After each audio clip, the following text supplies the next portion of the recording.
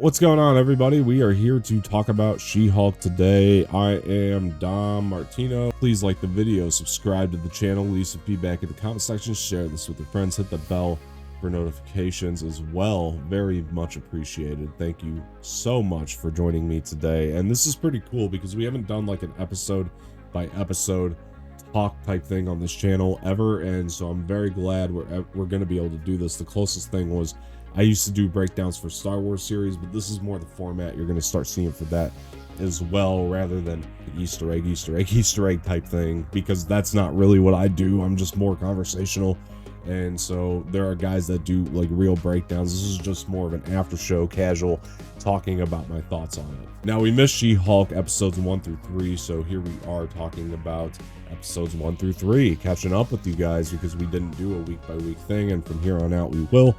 And so anyway, I'm very happy to be here and talk with you guys about all this. So one of my biggest issues about this show so far is the fact that Jennifer Walters does look overly CGI. If you ask me, like, it's terrible. She looks airbrushed. In the episode of Movie Morning, Sammy Ramirez kind of brought that up, where we were doing our mid-year 2022 overview. You guys can go check that out. We were talking about Jennifer Walters, and she had even brought up, like, yeah, she looks very airbrushed. It doesn't look right, and I definitely agree with her, especially when you're seeing her stand next to Mark Ruffalo in this first episode. She definitely does not look as good because they've already built this foundation for Hulk in this first episode, and not only in the first episode, but also in the entire MCU. They've built the foundation. They know what he's supposed to look like, and they put a lack of budget, or too little of the budget rather, into Jennifer Walters. So it really doesn't look great when you're watching her stand side by side with Hulk. There are times it looks all right though, and it doesn't really bother me because the show's quality is actually pretty good. I mean, there are certain other issues, like for one, her changing, I definitely found to be a bit rushed, her changing into the Hulk. I thought it could have been more of a process for sure, but the show's very much built for that half-hour sitcom format, even though it has production value of the rest of the MCU shows for the most part. It's very much built for that half-hour sitcom, let's sit back and relax and laugh format, which is why I don't mind the endings of all these episodes being very kind of empty, right? There's no real big cliffhanger. I mean, there's continuations from episode to episode in the story, like Emile Blanc in episode 2. She goes to defend him, and I really liked hearing that side, that different side from Emile about what happened in the Incredible Hulk movie, because if you watch that movie, it's very true. He didn't really have much say in it, but I know like a lot of people are going to be like, oh, come on, he wanted it. That's the way they played it in Incredible Hulk, and that's fair. But to me, I did like this take because it's definitely a passable take on him, and he's been quite entertaining and quite funny, and I love the connection back to Shang-Chi, which we'll get to that in a little bit here, actually. We'll save that for now. But Jennifer Walters breaking on the fourth wall has been one of the most entertaining things about the show, honestly. She fits right in with somebody like Deadpool.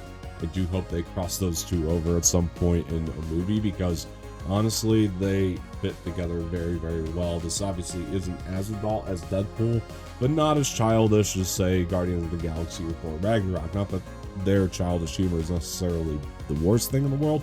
Just, I do like that this has a bit more of a mature humor to it, but mature in the way of a child laughing at like Ding Dong or something.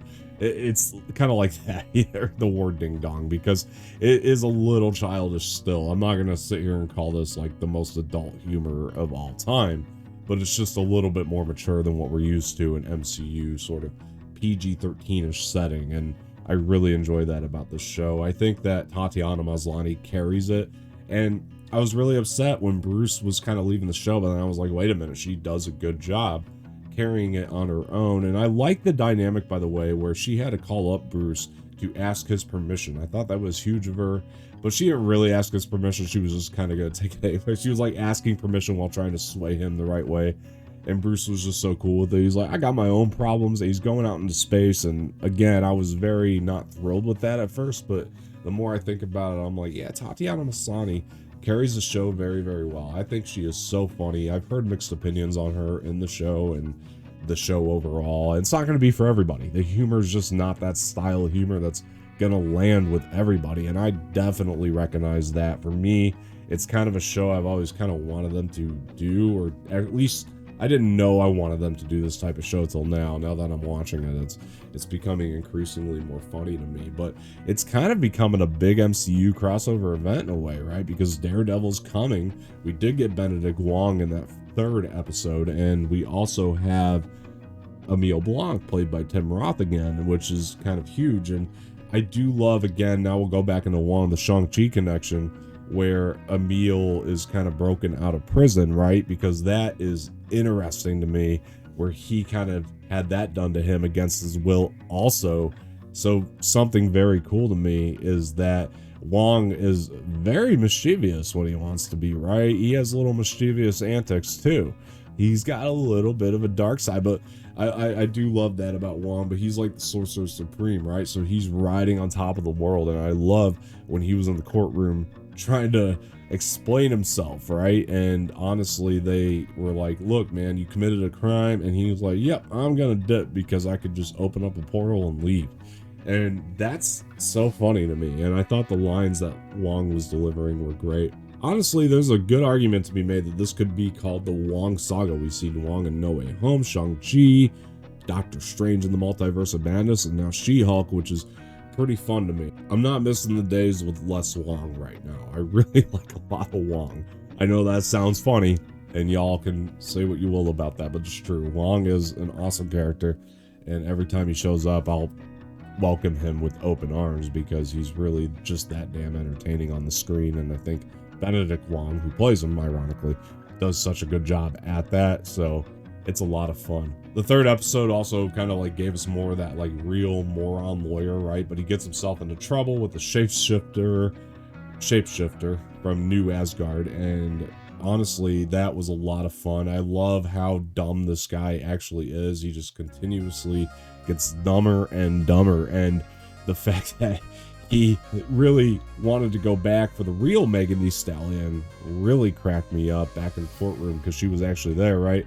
After just going through what he just went through. Should have been a life lesson for any other normal person, but for that lawyer, it's just not. And by the way, the post-credit scenes at the end of each of these, the one where they're yanking on Captain America's virginity was funny. The 2nd episode where she's helping the dad, right, lifting things. And by the way, I really like her dad, you know, kind of pulling her aside in that 2nd episode and being like, we're going to talk privately because the rest of the family, you know, when you get a bunch of people in a room and it's kind of hard to navigate the conversation, right? And so dad pulled her in the basement, like, and was like, look, let's just talk about this. How's it been?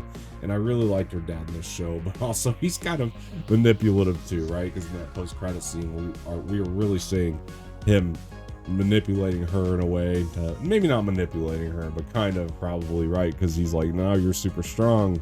You need to help me carry heavy things. And I thought that was really funny as well.